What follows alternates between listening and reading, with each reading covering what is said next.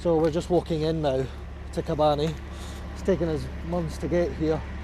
We've watched from the Turkish side for a long time as this place has been hammered by airstrikes and ISIS attacks. Now it's safe enough to go inside. We're picked up inside the town and driven through the street, but it's tough going. Many of the roads are blocked with burnt out cars. There are deep craters and trenches. Destruction is everywhere.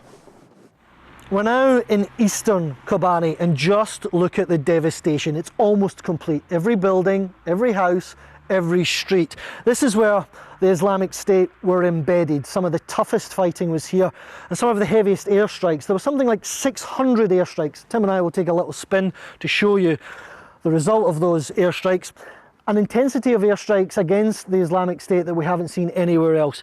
Look at this street. You know, every single building, every single vehicle suffered as a result of this, but it was enough to drive the Islamic State and its fighters out of this part of Kobane and out of Kobane entirely. In fact, if you look just down there, that was the front line about 2 weeks ago, but the intensity of the airstrikes managed to push them out.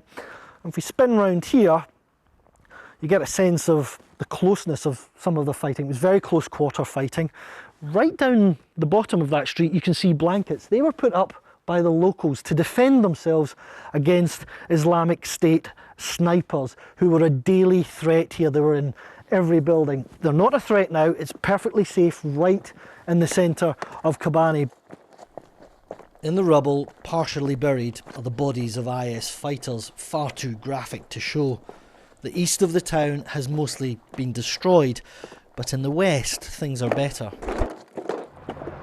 Here is a different scene entirely. There are signs of life, signs of victory, signs of people returning. The Islamic State never made it this far, so we haven't seen airstrikes here, we haven't seen that devastation that we saw in the west. People believe that the Islamic State are gone and they're gone for good, but they haven't gone far. You go 5 miles, 10 miles that way, and the front lines are still active, the battles are still going on.